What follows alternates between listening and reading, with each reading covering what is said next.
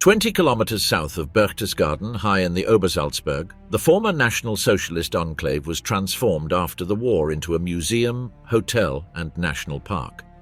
The Eagle's Nest was preserved and now functions as a restaurant and viewing platform, offering a tourist experience blending history and alpine scenery.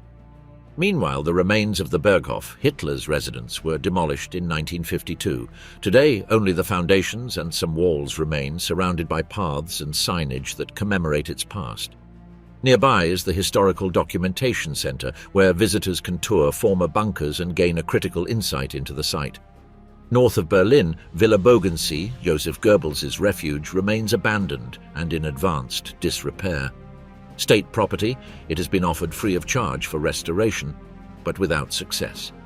There is a real risk of demolition, both due to high maintenance costs and the fear that it could become a meeting point for extreme ideologies. Meanwhile, Albert Speer's former home and studio in Obersalzberg still stand as private residences, restored and discreetly occupied, away from the tourist circuit and public debate. Each of these spaces raises an uncomfortable question. How should the architectural legacy of the Nazis be treated? Hitler's Eagle's Nest, the fall of the headquarters, that became a tourist attraction high in the Bavarian Alps between the towering cliffs and snow-capped peaks of the Obersalzberg, rises one of the most symbolic and enigmatic structures of the Third Reich, the Kehlstein House, popularly known as the Eagle's Nest. This building, perched more than 1,800 meters above sea level, has been a place steeped in history, controversy, and fascination for decades. Despite its appearance as an alpine retreat, its true purpose was far from rest or spiritual retreat. The Eagle's Nest was a symbol of power, an offering to the Führer, and a place that played a unique role within the Nazi propaganda apparatus. The history of this building begins in the late 1930s, in a context where the National Socialist Party sought to consolidate its image and the figure of Adolf Hitler as supreme leader. Martin Bormann, head of the party chancellery, was the main promoter of the project. His intention was clear: to win the Führer's favor through a monumental work laden with symbolism. Thus was born the idea of building a mountain retreat with exclusive access, located above Hitler's personal residence, the Berghof, also in Obersalzberg. The construction of the Kehlstein House was an unprecedented engineering feat in the 1930s in Germany. Construction began in 1937 and was completed in 1938, with a speed that seems astonishing today given the extreme conditions of the terrain. The access road, more than 6 kilometers long, was carved into the rock face with steep slopes and sharp curves defying both gravity and logic. To reach the summit, a 124-meter-high vertical elevator was also designed, excavated inside the mountain, which still impresses those who visit it today. The materials used were of the highest quality, including granite, red marble, fine woods, and wrought iron in the ornamental details. The main hall offered panoramic views encompassing much of southern Germany and northern Austria, creating a setting that combined natural majesty with understated luxury. But despite all this magnificence, Hitler rarely visited the site. Although it was officially inaugurated on April 20, 1939, as a 50th birthday present, it is said that the dictator only went there around a dozen times. Some accounts claim that he suffered from vertigo and that the ascent in the mountain elevator caused claustrophobia. Others maintain that the changeable and often adverse weather at high altitudes was not pleasant for him.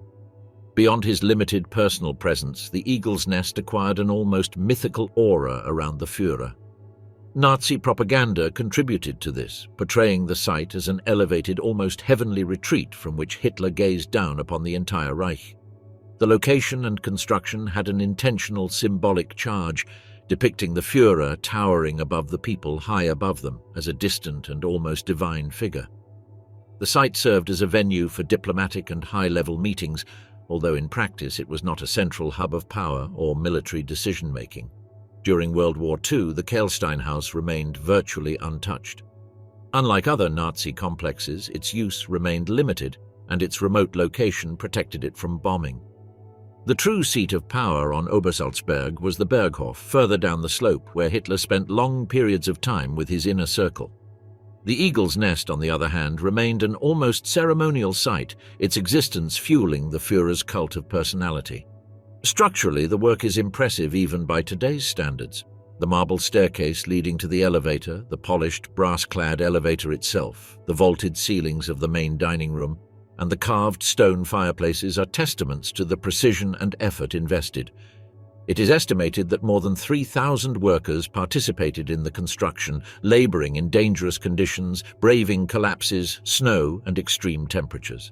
Several lives were lost during the construction, although these deaths were not officially recorded or commemorated by the regime. The Kehlsteinhaus was not only an architectural symbol, it also became a strategic point for Allied propaganda at the end of the war when American troops began advancing toward Nazi strongholds. Its image as Hitler's mountain castle transformed it into a coveted target, not for its military value, but for its symbolic significance. This building, although rarely visited by Hitler, eventually became one of the most enduring representations of the regime that built it. The paradox is evident. It was erected as a personal gift to the man who sought to rule the world, but ended up being more of a mountain relic than a true base of operations. Its history is, in a way, the history of the Third Reich itself, excessive, ambitious, full of symbolism, and ultimately doomed to practical uselessness.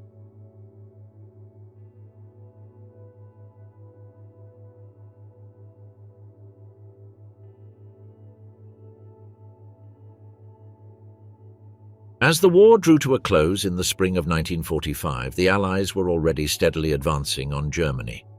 The southern regions of the country, until then considered relatively safe by the Nazi leadership, began to become priority targets. Obersalzberg, with its residences, bunkers, and symbols of Hitler's power, was singled out as a strategic target, not so much for its military value as for its symbolic weight.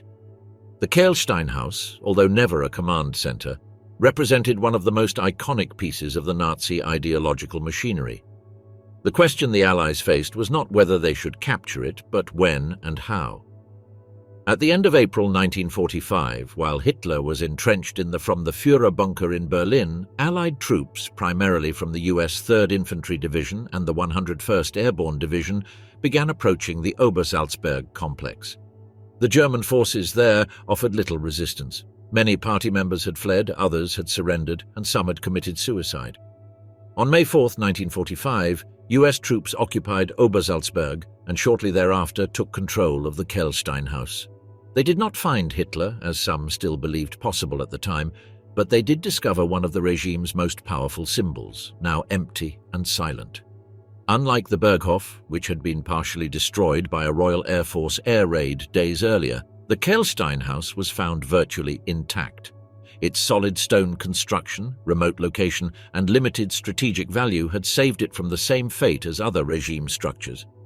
Upon arrival, Allied soldiers were struck by the views, the architecture, and the almost unreal aura of the place.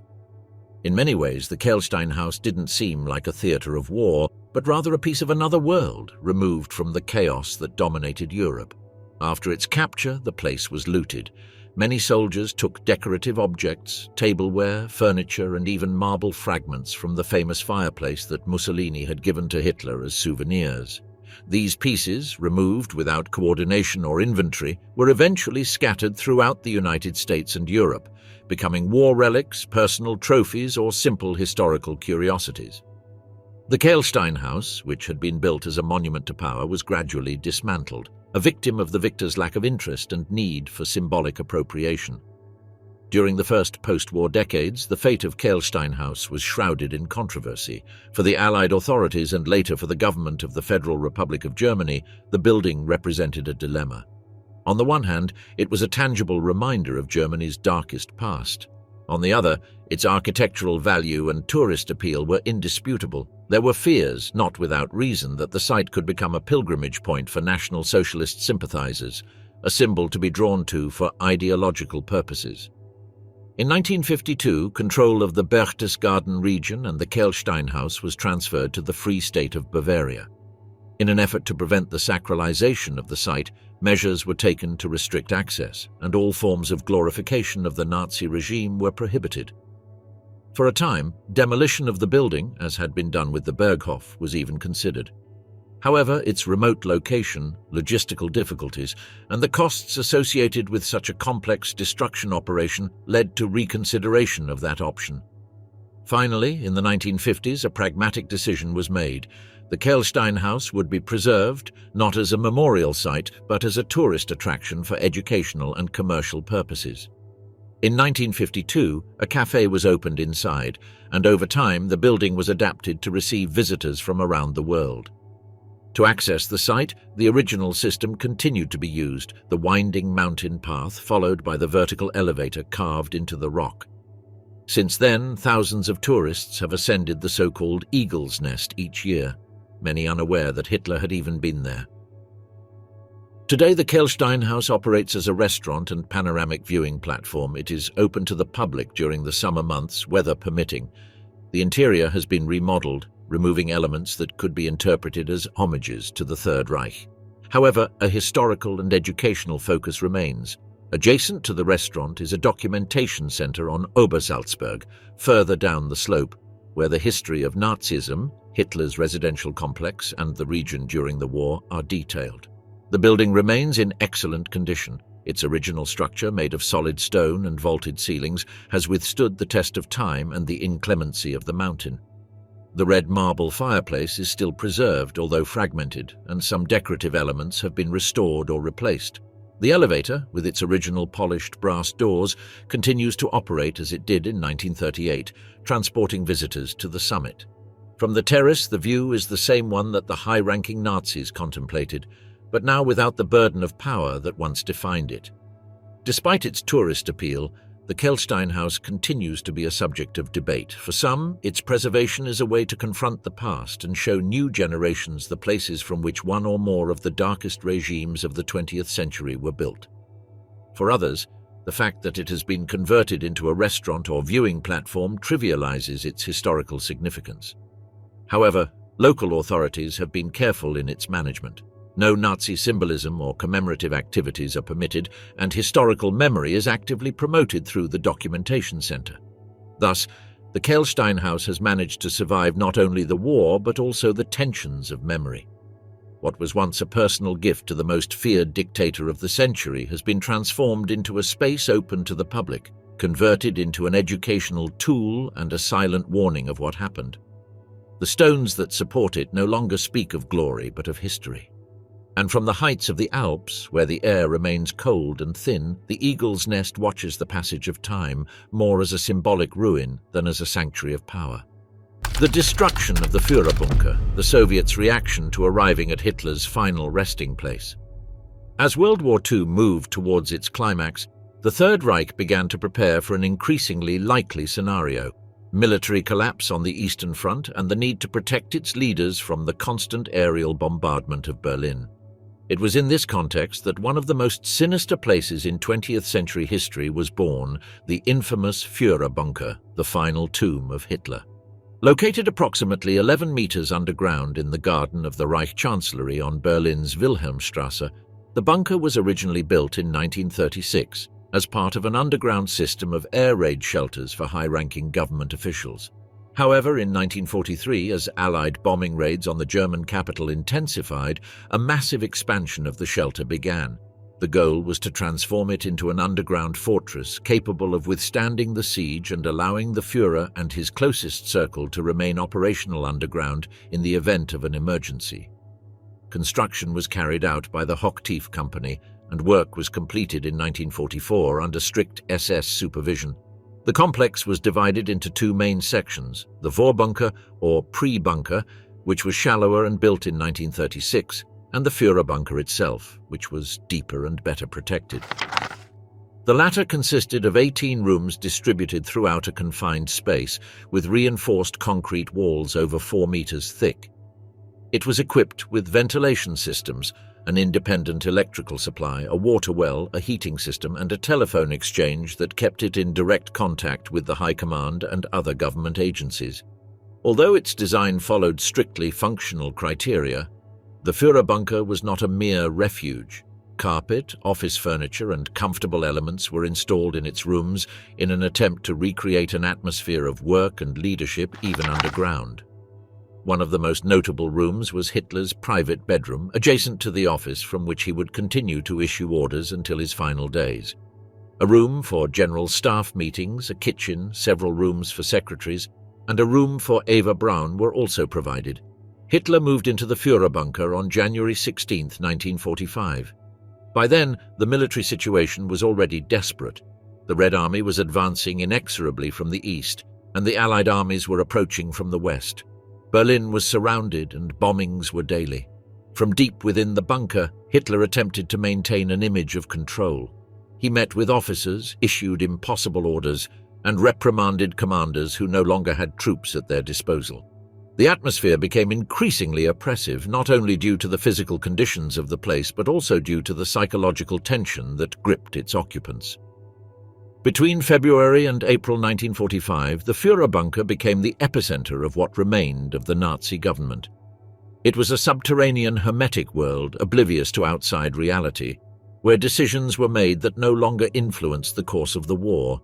Propaganda continued to operate, fantasies of a miraculous counter-offensive were incessantly repeated, and Hitler insisted that orders must be carried out without hesitation.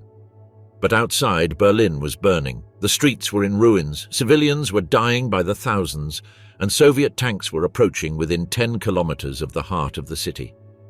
During this time, the bunker housed key figures of the regime: Martin Bormann, Joseph Goebbels and his family, Hermann Fegelein, Wilhelm Berghof, Hans Krebs, and other figures from the general staff. Hitler's personal secretaries, including Traudl Juncker and some SS aides, were also present. Life in the bunker was tense. The air became stale, damp permeated the walls, and nerves were on edge. The arguments became increasingly irrational, Hitler's speeches more erratic, and the certainty of defeat more unbearable. By the final days of April, the Führerbunker was no longer a command center. It was a living mausoleum. Hitler, aged, weakened, and aware of his imminent end, drafted his political testament on April 29th. In it, he named Karl Dönitz as his successor and stated his determination not to be taken prisoner. That same day, he married Eva Braun in an intimate ceremony held in the bunker. The following day, April 30th, they both committed suicide. Hitler shot himself in the head while Eva ingested cyanide. Their bodies were wrapped in blankets, doused with gasoline, and burned in the Chancellery garden on the express orders of the dictator himself to prevent their remains from falling into Soviet hands. The bunker witnessed more suicides in the following days. Joseph Goebbels and his wife Magda poisoned their 6 children in one of the bedrooms before taking their own lives in the garden. Several SS officers and aides also chose death over surrender. On May 2, 1945, Soviet forces took control of the Chancellery and entered the Führerbunker. They found a scene of devastation: rubble, corpses, scattered papers, charred remains, and an unbearable stench. The place was no longer a center of power. It was an underground graveyard of a regime that refused to disappear with dignity. The fall of the Führerbunker was not an epic act of conquest, but the logical outcome of a war approaching its inevitable end. When the Red Army crossed the Spree and entered the heart of Berlin, it did so with absolute determination, to crush what remained of the Third Reich. In the early hours of May 2, 1945, as the final battles raged street by street, Soviet troops entered the grounds of the Reich Chancellery. The silence over the shattered garden heralded not victory, but the end of a nightmare. The entrance to the Führerbunker was located among the rubble of the Chancellery's rear garden, hidden beneath concrete slabs and earth disturbed by bombing. Upon entering, the Soviet soldiers were confronted by a claustrophobic, suffocating, and deeply symbolic scene: cracked concrete walls, a sour smell of gunpowder, and lifeless bodies scattered throughout several rooms. The charred remains found outside were those of Adolf Hitler and Eva Braun, although definitive identification was not immediately established. Stalin demanded that information about their deaths remain secret, aiming to exploit the geopolitical uncertainty of the time. The bunker was then subjected to a meticulous inspection by the Soviets, who removed documents, personal effects, reports, and human remains for analysis in Moscow. Over the following months, intelligence agents from Smersh and the NKVD remained in Berlin, gathering evidence on the Führer's fate. In the process, many pieces were removed from the country, classified or outright destroyed. The place, however, no longer served any purpose. It was a hollow shell, lifeless and purposeless. After its capture, the Führerbunker was sealed, the entrance was sealed, and the Soviet authorities proceeded to demolish what remained of the Reich Chancellery, which had been severely damaged by the bombing and the final assault. Between 1947 and 1949, the new communist regime of the GDR, under direct influence from Moscow, took steps to physically eliminate the remnants of the Nazi regime. The ruins were dismantled with dynamite, and many of the building's stones were reused in the reconstruction of Berlin. But the Führerbunker remained underground. Its reinforced walls, more than 4 meters thick, withstood the initial blasting attempts. During the 1950s, the area was leveled and converted into a vacant lot. Over time, a parking lot, green areas, and residential complexes were built on top of it. The entrance to the bunker was filled with earth, its structure sealed and forgotten for decades. The GDR had a clear objective: to erase the symbols of Nazism from urban memory. And the bunker, due to its propaganda value for Reich nostalgics, represented an ideological danger.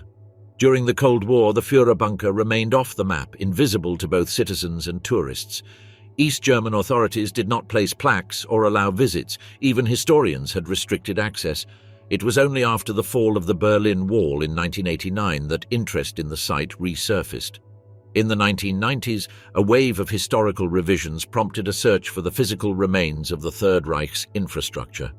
The authorities of reunified Germany officially confirmed the bunker's location, albeit with extreme caution.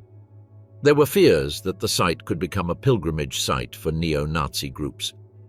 In 2006, on the occasion of the World Cup held in Germany, the decision was made to install an information plaque in the area of Gertrud-Kolmar-Straße, between residential buildings, where the Führerbunker was located. The plaque offers a sober historical summary accompanied by plans illustrating the underground structure. There is no monumentalization or museum, there is no designated entrance or guided tours. The official German policy has been clear: do not glorify the past, do not mythologize the site. Today, the ground beneath what remains of the Führerbunker is a dull, everyday space. Neither the parked cars nor the nearby children's playgrounds hint that beneath its feet lies one of the most decisive arenas of the 20th century. The structure, although partially destroyed and collapsed, still largely exists. It is sealed, flooded and fragmented, with rooms left intact and others filled with concrete. It is estimated that approximately 30% of the original complex remains standing, although inaccessible. The decision not to rebuild or transform the Führerbunker Museum has been the subject of academic and cultural debate. Some advocate preserving the site as a testament to the horror, others emphasize the risk of turning it into a place of worship. Germany has opted for a middle path, acknowledging history, but without transforming it into a spectacle. In this sense, the bunker is almost a sealed tomb, not out of respect for the dictator, but out of respect for the truth and the victims. The process of destroying the Führerbunker was neither immediate nor absolute. It was rather a long process of erasure, physical, symbolic, and political. The fact that it still remains underground, partly intact, is a paradox that encapsulates Germany's difficulty with its past. It's not about forgetting, but neither is it about preserving ruins as relics. The Führerbunker was the womb of the end. Nazism died there not as a martyr, but as a cornered monster. Thus, the place where Hitler issued his last orders and ended his life still exists, but hidden, like an underground scar in a city that has been reborn. Villa Bogensee. Why Germany doesn't know what to do with Propaganda Minister Goebbels' luxurious mansion. Joseph Goebbels, the Minister of Propaganda of the Third Reich, was much more than a skillful manipulator of the masses. He was, above all, an architect of hatred, a man who understood the power of words and images in times of crisis, and who knew how to transform the machinery of state into an instrument of total control. A refined intellectual and rhetorically brilliant, Goebbels rose from political mediocrity to become one of the most powerful and feared men in the Nazi regime. In the process, he built for himself a private sanctuary, Villa Bogensee. Located north of Berlin, on the shores of Lake Bogensee, the estate lies amid the dense forests of the Wandlitz region. It was a bucolic, secluded, almost idyllic setting, where the bustle of the capital faded away among tall trees and lonely paths. Goebbels discovered the site during a hike in the 1930s and was captivated. He soon petitioned the Prussian state for the land and received a wooden cabin as a gift in 1936 for his 39th birthday. Years later, between 1939 and 1940, construction of the main villa was completed, an imposing neoclassical residence designed to reflect both the ruler's power and his refined aesthetic sensibility. Villa Bogensee was not just a vacation home, it was a parallel operations center, a place where Goebbels retreated to write speeches, design propaganda campaigns, and receive discreet visitors. In its spacious rooms, decorated with dark wood paneling, tapestries, and German-designed furniture, some of the Third Reich's most toxic messages were discussed. The minister's personal office, overlooking the lake, was furnished with a library of thousands of volumes, many of them devoted to art, philosophy, and classical literature, interests Goebbels had cultivated since his youth. The villa had more than 30 rooms, a private cinema, a sumptuous dining room, and spacious terraces overlooking the water. It was, in essence, a modern palace hidden in the wilderness. It was complemented by auxiliary buildings, geometric gardens, and private paths. Goebbels used the property to receive prominent members of the regime, but also to hold family gatherings. The villa witnessed numerous meetings with his wife Magda and his 6 children, who spent long periods of time there. There is also speculation that he used the house as a refuge for his extramarital affairs, particularly with German film actresses, an industry he controlled with an iron fist from his ministry. During the war, Villa Bogensee took on a new significance. While Goebbels never turned it into a strategic headquarters, he frequently used it as a retreat when the situation in Berlin became too tense. There, he wrote inflammatory articles for the newspaper Das Reich, planned radio speeches, and fine-tuned his rhetoric to maintain the morale of a country that was beginning to crumble. Despite the war, the villa was carefully maintained. It was never bombed, and its remote location guaranteed relative safety even during the most critical moments of the conflict. Goebbels' role in Nazi public life was omnipresent. A charismatic orator, a proponent of the most virulent anti-Semitism, and a central figure in organizing Kristallnacht, his responsibility for the regime's crimes was immense. In the final stages of the war, he remained loyal to Hitler until the very end. He moved with his family to the Führerbunker in April 1945, and there, after Hitler's suicide, he poisoned his own children before taking his own life with Magda. It was the end of one of the darkest men of the 20th century. Villa Bogensee, however, remained intact. Far from the chaos of Berlin, it was neither looted nor destroyed. Its relative remoteness, combined with the Allied forces' immediate lack of interest in rural property, allowed it to remain standing. When the war ended and the Third Reich disintegrated, many of the properties of Nazi leaders were destroyed or abandoned, razed by bombing or by the symbolic fire of a Germany that needed to bury its past. However, Villa Bogensee, Joseph Goebbels' private residence north of Berlin, was spared destruction. Its remote location, far from the hardest-hit urban centers, and its apparent military irrelevance preserved it from the fate that befell other Nazi mansions. It was an exception in the widespread process of demolishing the Nazi legacy. Following Germany's unconditional surrender in May 1945, the region where the villa was located came under Soviet control.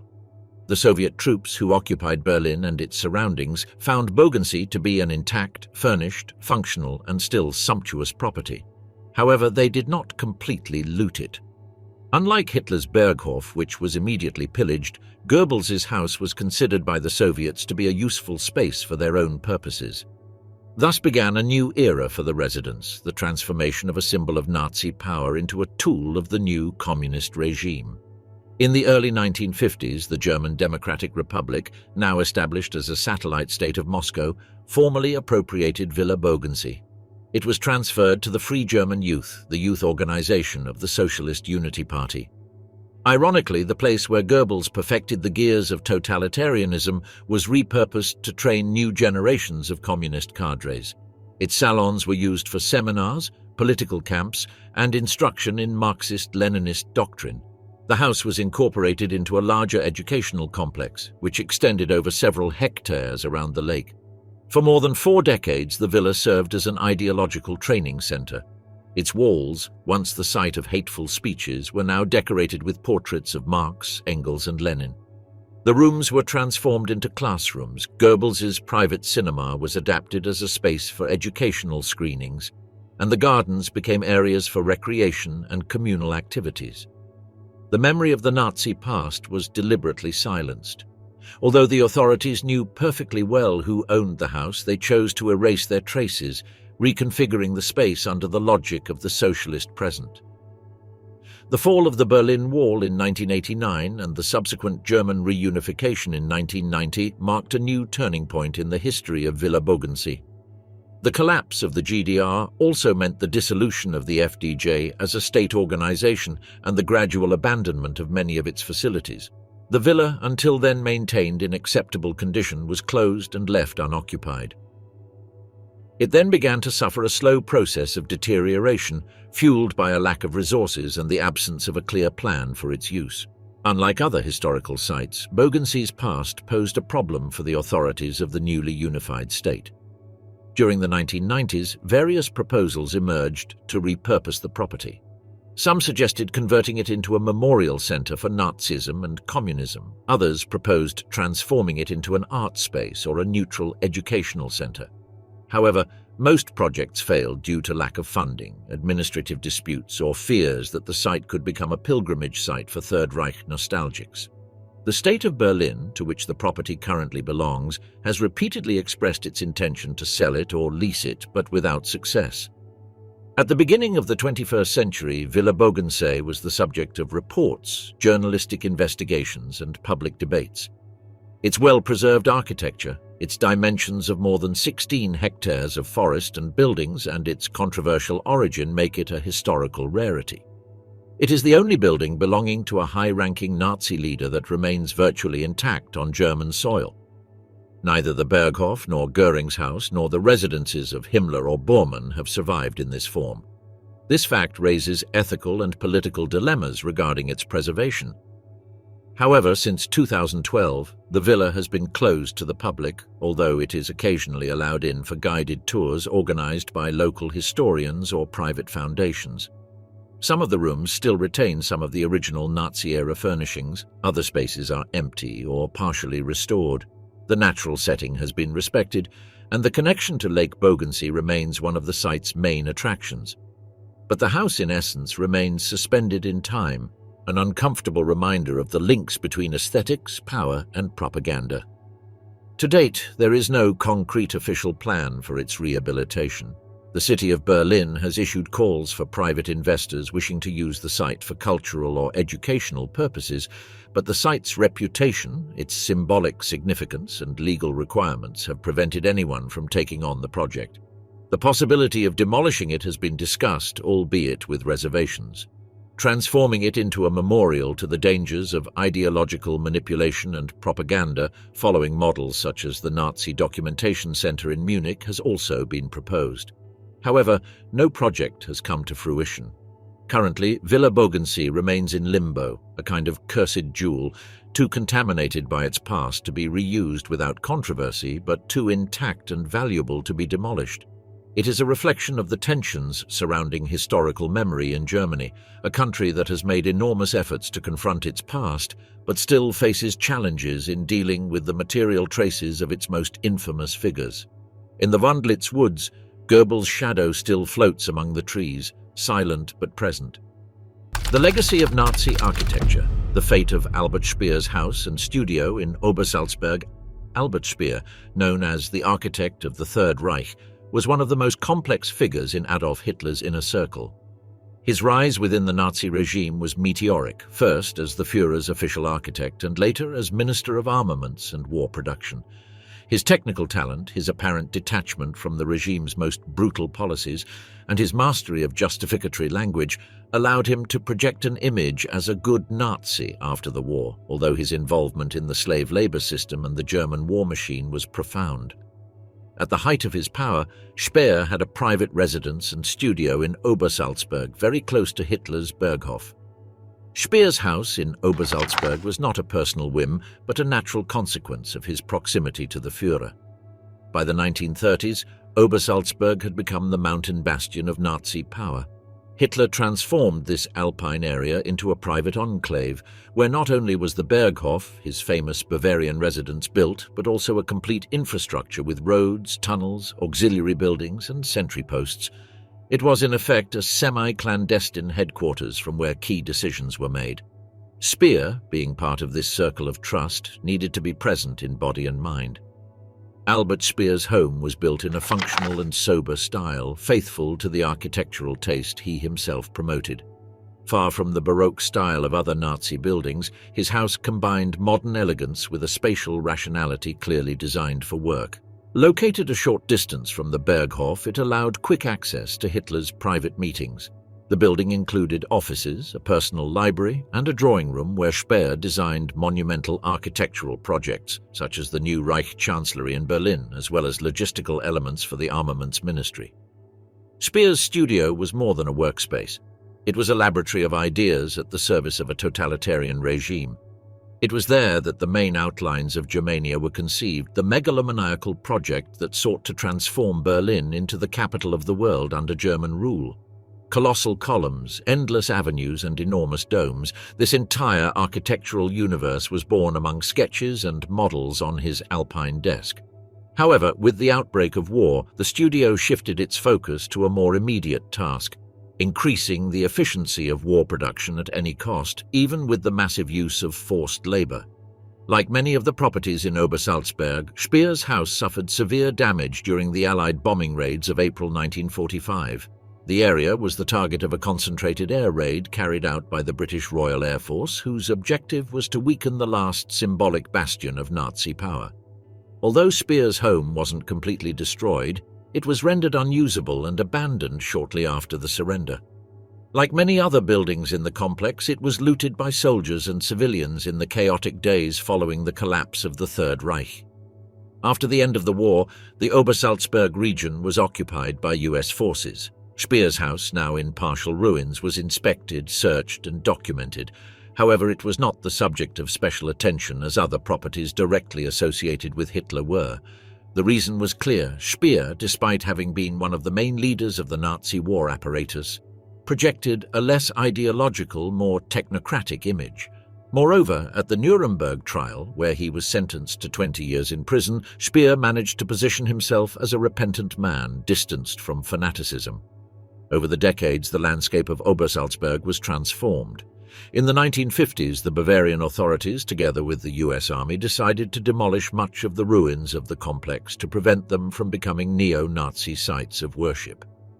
Many of the residences were blown up with dynamite or reduced to rubble. Speer's house, on the other hand, was quietly dismantled.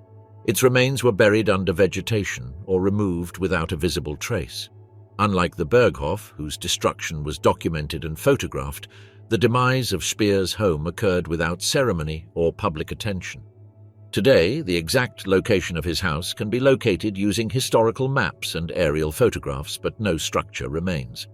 The land was reintegrated into the region's natural landscape, partially reforested, and transformed into an area for tourism and education. Since the 1990s, the Bavarian state government has promoted an active memorial policy in Obersalzberg. In 1999, the Documentation Zentrum Obersalzberg was inaugurated, a documentation center that clearly chronicles the Nazi regime's use of this area and the crimes associated with it. Although the documentation center is located on a nearby hill within the former Obersalzberg complex, the homes of hierarchs like Speer have not been reconstructed or commemorated. This is a deliberate decision to maintain the focus on history, not the architecture of power. Yet for those who research Nazism's past, the former site of Speer's house remains a reference point, a symbol of how ideology can materialize in physical spaces, and how those spaces, in turn, reflect the spirit of an era. Hitler's Berghof, the history and the macabre fate of the Obersalzberg residence.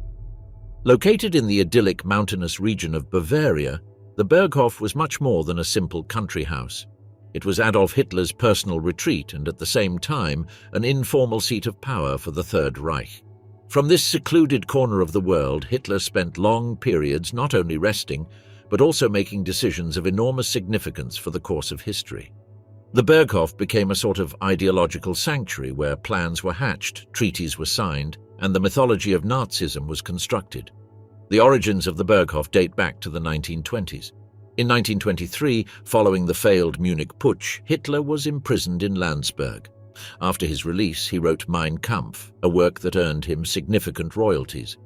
With that money, in 1928, he bought a modest mountain house called Haus Wachenfeld, located in Obersalzberg, an area already renowned as a retreat among Germany's elite. Initially, the house was rustic and small, but its location high on a hillside with spectacular views of the Berchtesgaden Alps made it uniquely attractive. For this reason, during Hitler's early years, he used the residence to write, read, and hold private meetings with close associates. But with his rise to power in 1933, the significance of Obersalzberg changed radically.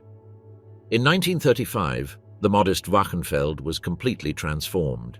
Architect Alois Degano designed an imposing new structure in the alpine style, with large terraces, panoramic windows, a spacious library, and a grand reception hall. The result was dubbed the Berghof, literally the mountain house. The renovation was not a simple housing improvement project. It was a state operation. Public resources were invested, and the property became an unofficial extension of Nazi executive power. Hitler spent long periods there, especially between spring and autumn. From the Berghof, he communicated with his ministers, received visits from foreign leaders such as Benito Mussolini, the Duke of Windsor, and Neville Chamberlain, and held strategic meetings with senior military commanders. The Berghof also had a deeply symbolic dimension. In the regime's propaganda narrative, the image of Hitler as a down-to-earth, thoughtful and paternal leader was largely forged from this location. Carefully orchestrated photographs showed him walking along mountain paths, surrounded by children, or sitting peacefully next to his German shepherd Blondie. Joseph Goebbels, Minister of Propaganda, understood well the value of these scenes. Hitler was not only to be feared, but also revered as an almost mystical figure. The house had a structure that combined comfort with sobriety. The ground floor housed a spacious living room with a fireplace, decorated with portraits, tapestries, and luxurious but not ostentatious furnishings. One of its most famous features was a panoramic window almost 8 meters wide that could be mechanically lowered to open the living room to the alpine landscape, a technical feat for the time. Upstairs were Hitler's and Eva Braun's bedrooms, as well as rooms for attendants and security personnel. Despite the aura of tranquility it projected, the Berghof was far from a harmless place. Crucial aspects of the Reich's territorial expansion were overseen from there. In 1938, for example, Hitler received British Prime Minister Neville Chamberlain at the Berghof in the context of the Sudetenland crisis. It was in that same house that the terms of the Munich Agreement were discussed, which resulted in the cession of Czechoslovakia to Germany without a shot being fired. Over the years, Obersalzberg was transformed into a veritable citadel of Nazi power. The SS established a tight security cordon, and tunnels, air raid shelters, administrative offices and residences were built for other high-ranking officials such as Martin Bormann, Hermann Göring and Albert Speer himself. The entire area was systematically cleansed of local residents, many of whom were expelled and expropriated to expand the security perimeter. During the war, Hitler alternated between the Berghof and the Wolf's Lair in East Prussia. Despite the conflict, he continued to spend time at Obersalzberg, particularly between 1939 and 1944. However, with the deteriorating military situation, his presence at the Berghof diminished. His last documented visit was in July 1944, shortly before the failed assassination attempt on his life at Rastenburg. From then on, he would seek refuge almost entirely in the Berlin bunker. On April 25, 1945, as the Third Reich was in its twilight, the skies above Obersalzberg darkened with the roar of more than 300 British RAF bombers. The operation was neither casual nor symbolic. Its objective was the destruction of the alpine stronghold of Nazism. In a succession of waves, the bombs fell with surgical precision on the Berghof, Adolf Hitler's residence, and on the entire Nazi compound at Obersalzberg. Despite not being present there, Hitler had turned the area into a symbol of his power, and the Allies wanted to ensure that every vestige of his legacy was demolished, physically and spiritually. The impacts partially destroyed the Berghof. The facade was charred, the roof collapsed, and many of the internal rooms were reduced to rubble. However, part of the structure survived. After the bombing, American troops from the 3rd Infantry Regiment, part of the 101st Airborne Division, arrived in the area on May 4, 1945. The war in Europe had not yet formally ended, as the surrender would be signed days later, but the Allied High Command wanted to immediately occupy any symbolically significant Nazi installations, and few were more so than the Berghof. When American soldiers entered the compound, they found the place desolate. Many of the Nazi leaders had already fled, and the buildings had been abandoned. What they found was a mixture of ruins and remnants of the Führer's daily life. Partially destroyed furniture, crockery bearing swastikas, photographs, documents, uniforms, wine bottles, Eva Braun's personal belongings, and a frozen air of defeat. Some of the loot was collected as evidence, some was seized as trophies, and some was simply looted. One of the most curious discoveries was the extensive network of underground tunnels and shelters that connected not only the Berghof with other buildings in the Obersalzberg complex, but also with weapons depots, archives, and bunkers designed to withstand air raids. These structures evidenced the level of paranoia the regime had endured in its final years, and the meticulous planning required to withstand even a direct invasion. Although many of these tunnels were later sealed or destroyed, some fragments can still be visited today as part of guided tourist routes. The Berghof, although seriously damaged, was not completely destroyed in that first bombing raid.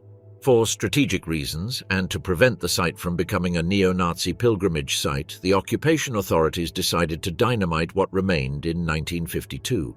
The Bavarian government, which had resumed administration of the area, oversaw the complete demolition of the ruins.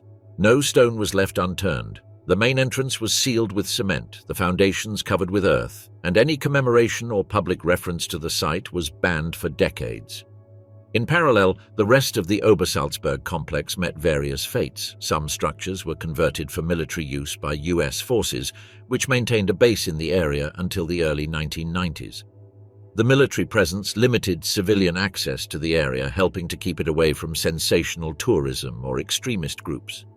Göring's villa was destroyed, Bormann's house as well, and many of the other residences of Nazi leaders were reduced to rubble. During the post-war years and the Cold War, speaking of the Berghof was almost taboo in Germany. The memory of Nazism was torn between the need to remember so as not to repeat and the impulse to erase all traces of its existence. Obersalzberg remained suspended in that limbo. However, over the decades, the perspective changed. The focus was not on glorification, but on documentation and education. In the 1990s, with the withdrawal of the US military, the Bavarian government and various cultural institutions decided to redirect the use of the site toward historical memory. In 1999, the Obersalzberg Documentation Center was inaugurated, a museum and educational facility that narrates not only the history of Nazism but also the specific role this area played in the consolidation of Hitler's power.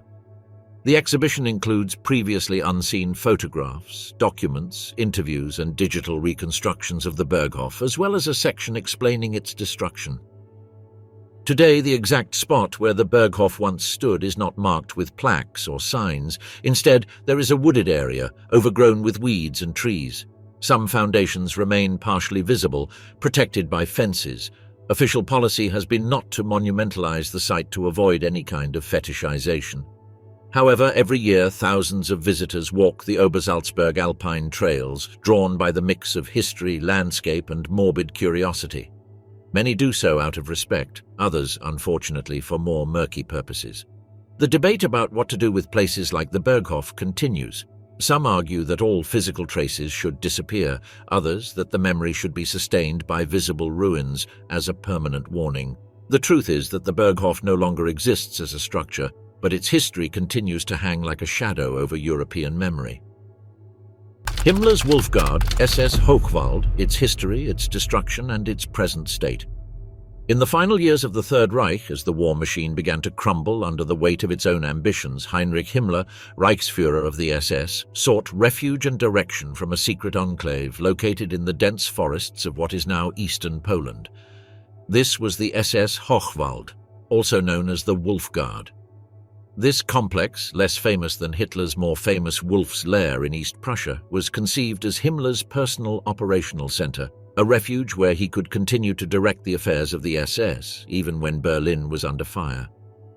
Located near the village of Potsdam, in Grossgarten, in the dense forests of northeastern Poland, this hidden barracks began construction between 1943 and 1944, when it was already evident that the war was not going in favor of the Third Reich. Unlike other bases, the SS Hochwald was designed with a more defensive and survivalist focus, with camouflaged shelters, reinforced bunkers, a system of underground tunnels, and barracks for elite personnel. The complex was planned as a self-contained structure. It included electrical generators, drinking water systems, coded communications, and anti-aircraft defenses. The buildings were arranged in a scattered pattern, surrounded by trees and hidden behind camouflage netting. The design was typically Nazi, functional, unadorned, and oriented towards survival and endurance. Himmler is known to have used the Hochwald as his personal command headquarters for at least several months between 1944 and early 1945. During that time, secret SS meetings were held there, deportation lists were reviewed, and orders for the administration of the concentration camps were issued. Some of the Nazi regime's last desperate plans were also drawn up at the Hochwald, such as the organization of werewolf units, guerrilla groups that were to operate after the Allied occupation. In this gloomy space, Himmler took refuge in ideological isolation while the reality of the front inexorably moved toward defeat. The collapse of the Hochwald was as abrupt as that of the rest of the Third Reich. In January 1945, with the Vistula Oder offensive in full swing and the Red Army advancing relentlessly from the east, Soviet troops were approaching the Masurian zone. The SS personnel still in the complex received orders to evacuate and destroy all evidence. The withdrawal was chaotic. Himmler, for his part, had already moved west, attempting to reorganize command from safer locations. Within hours, the SS Hochwald was abandoned and partially destroyed by its own occupants. Bunker entrances were dynamited, documents burned, communications equipment destroyed, and the area was left a desolate field in the mists of the forest. However, as was the case elsewhere, the destruction was incomplete. When the Red Army arrived, they found smoldering ruins, remnants of uniforms, some charred documents, and concrete structures still standing. The Soviets are believed to have thoroughly inspected the site for incriminating evidence or valuable technology. For decades, the site remained forgotten, engulfed by the growth of the forest. The region came under Polish control after the end of the war, and many of the ruins were swallowed up by vegetation. The site was neither used by Polish authorities nor converted for public purposes. Partly because of the stigma surrounding it and partly because of the official silence of the communist era, the very existence of the Hochwald was denied or downplayed for years. It was only in the 2000s that historians, archaeologists, and urban explorers began to rediscover the site. Among the trees, half-ruined concrete structures, collapsed tunnel entrances, and signs of trenches could still be found. Polish and German researchers were able to identify the exact location of several of the buildings thanks to old maps and accounts from SS soldiers who survived the conflict. The material evidence coincided with Allied intelligence reports that spoke of Himmler's infamous personal headquarters in the Masurian forests. Despite these advances, the site was never officially converted into a memorial or protected as historical heritage. Some fragments of the complex were looted or vandalized by relic hunters. Others have been covered in moss in a kind of symbolic fusion between history and the nature that entombs it. Today, only specialized guides and dark tourism enthusiasts visit the area. They often do so without clear signage, guided by GPS coordinates and fragmentary accounts. The SS Hochwald, in its anonymity and ruin, represents one of the darkest faces of Nazism, the obsession with total control, extreme secrecy, and the desire to continue the fight even in defeat. Unlike the Berghof or the Führerbunker, there is no aura of spectacle or narrative of epic fall at Hochwald. Rather, there is a persistent and eerie silence, an echo of Himmler's last orders as the world was already crumbling around him. Today, the Possesdorser forest preserves the remains of the Wolf Guard like scars buried in the earth. There are no plaques, no memorials, no museums, only roots growing through cracked concrete and long shadows between the trees. Infiltrating the United Kingdom, Joachim von Ribbentrop's London home and fate after the fall of Nazism. Long before Joachim von Ribbentrop became one of the architects of Nazi diplomacy, his figure was already rising on the international stage. A skilled negotiator, Hitler's flatterer, and one of the Third Reich's most visible faces abroad, Ribbentrop served as Germany's ambassador to the United Kingdom from 1936 to 1938. During his stay, he occupied a residence that would, over time, become a symbol of both his ambition and the profound failure of the policy of appeasement. Ribbentrop's official residence was located at number 9 Carlton House Terrace, a prestigious address in the heart of London, very close to Trafalgar Square and Buckingham Palace. The neoclassical building had previously housed other embassies and high-ranking diplomats. Its selection was not accidental. It represented the power, elegance, and status that the Nazi regime wished to project in the capital of the British Empire. Ribbentrop had the interior of the house redecorated with a taste that combined Germanic tradition with symbols of National Socialism. Heavy chandeliers, Persian carpets, official portraits of Hitler and swastika flags decorated the rooms where he received British politicians, nobles, bankers, and even members of royalty. At his diplomatic dinners, luxury and propaganda were a mixture. Each meeting was an opportunity to showcase the new German order with a diplomatic smile. During his embassy, Ribbentrop unsuccessfully attempted to persuade the British to sign a non-aggression pact similar to the one he would later sign with the Soviet Union. His methods, considered clumsy by many British diplomats, generated mistrust. He was arrogant, imposing, and often misinterpreted political signals. His insistence on issues such as the return of German colonies or the legitimacy of the Austrian Anschluss made him an increasingly isolated figure. Privately, many in Whitehall considered him little more than a salesman with pretensions of nobility, a comment that alluded to his origins as a wine merchant before entering politics. Even so, the Carlton House Terrace residence remained a focal point for German operations in London. Not only were diplomatic events held there, but also meetings with British Nazi sympathisers, such as members of Oswald Mosley's British Union of Fascists. It is also believed that agents of the Abwehr, the German military intelligence service, operated in the house under diplomatic cover. Coded letters, reports on British naval movements, and contacts with fifth columnists passed discreetly through its rooms. By the outbreak of war in September 1939, Ribbentrop had already left London, having been appointed German foreign minister the previous year. Upon his departure, the house was confiscated by the British government under enemy property legislation. Like other German diplomatic properties in Allied territory, the building was placed under Foreign Office control and closed to all foreign activity. During the conflict, No. 9 Carlton House Terrace was used as government offices. Some accounts suggest that administrative departments related to war censorship or propaganda coordination were housed there. However, official documents on the specific use of the building between 1939 and 1945 are scarce, which has led to conjecture among historians. What is certain is that the building was never destroyed or bombed, unlike many other diplomatic residences in London. With the defeat of the Third Reich in 1945, the house became part of the German assets expropriated by the British state.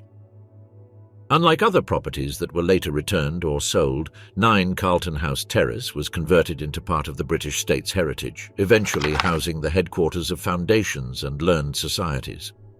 Today, the elegant building that once housed the Nazi German embassy belongs to the Royal Society, the oldest scientific institution in the United Kingdom. Long gone are the swastika flags and diplomatic receptions for propaganda purposes.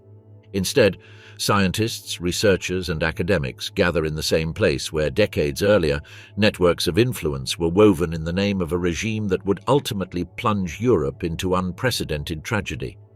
Ribbentrop House in London represents a silent paradox, as it was a Nazi diplomatic stronghold at the heart of the British Empire, but also a symbol of the failure of the regime's diplomacy.